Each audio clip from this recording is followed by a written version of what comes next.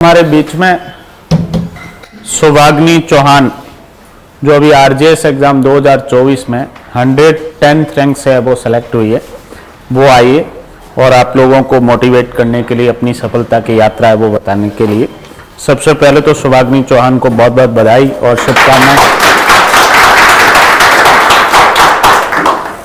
सौभाग्नी के बारे में कुछ इन ब्रीफ बता दूं आप लोगों को। होम डिस्ट्रिक्ट जो है वो जयपुर है सौभाग्नी का।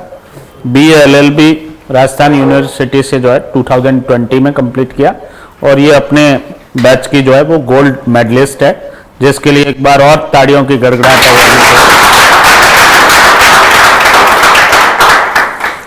सौभाग्नी ने LLM भी किया टॉट एंड क्राइम में 2022 में और ये आरजेएस का सेकंड अटेम्प्ट था सौभाग्नी का।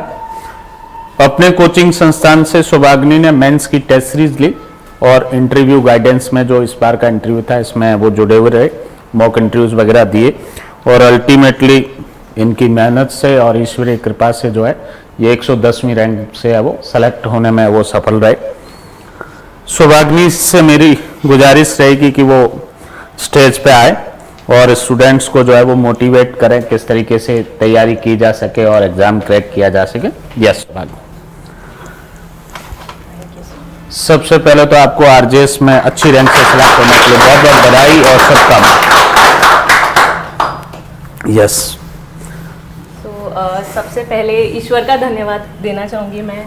माँ भगवती की कृपा रही है, साथ ही साथ पेरेंट्स का इमेंस सपोर्ट रहा है और केडी चारण सर का भी बहुत अच्छा गाइडेंस रहा है मेंस की टेस्ट सीरीज़ में, चाहे इंटरव्यू में रहे। अब मैं आपको ब्रीफ स्ट्रैटेजी मेरी बता दूँगी।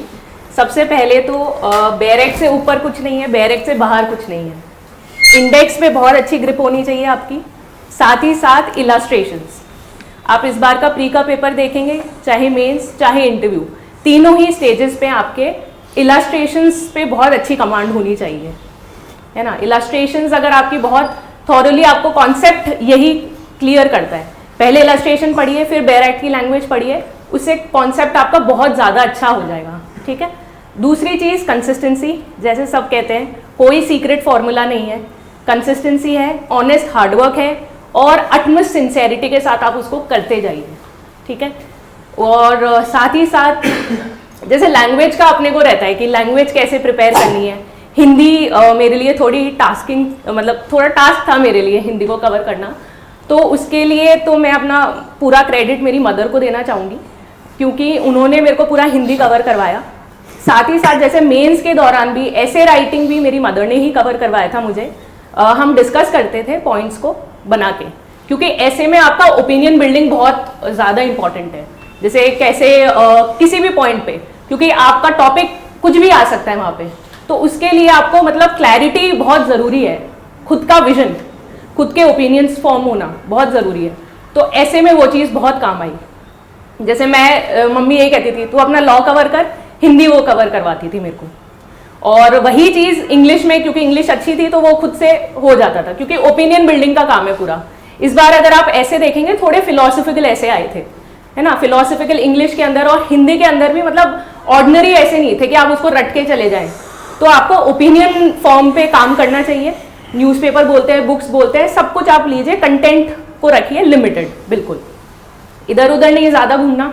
सर बहुत अच्छा गाइडेंस करते हैं। सर की बेस्ट चीज़ मुझे जो लगती है वो ये है, सर बैरेक्ट को बहुत पकड़ के रखते हैं और जुडिशरी के अंदर सिर्फ बैरेक्ट पे कमांड आपको रैंक 1 दिला सकती है। मतलब पूरी चीज़ जो है वो बैरेक्ट है, शुरू से लेके एंड तक बैरेक्ट पढ़िए।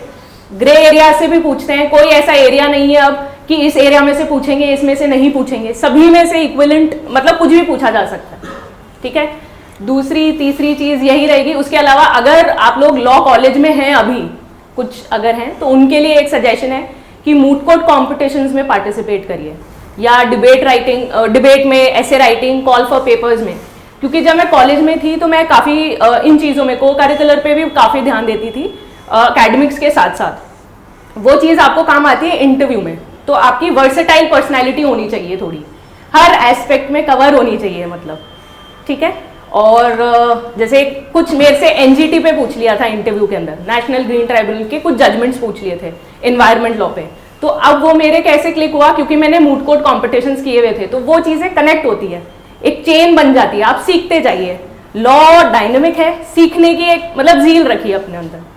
और उसके अलावा तो बेरेक्ट, जैसे अगर राइटिंग मेंस की मैं बात करूं तो बेरेक्ट से बाहर कुछ नहीं है, प्रीलिम्स में भी बेरेक्ट से बाहर कुछ नहीं है। इंडेक्स और इलस्ट्रेशंस और कॉन्सेप्ट्स, वही चीज है। आपका मीडियम इंग्लिश था जी सर।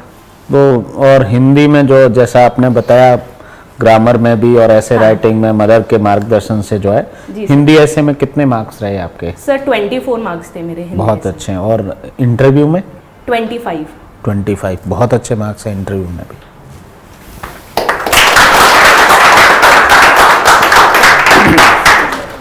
शुभाग्नि चौहान को उज्जवल भविष्य की शुभकामनाएं। आप अच्छे न्यायिक अधिकारी के रूप में वो कार्य करें और प्रमोशन के माध्यम से न्यायपालिका में उच्चतर पद हासिल करें। बहुत बहुत बधाइयाँ, बहुत बहुत शुभकामनाएं।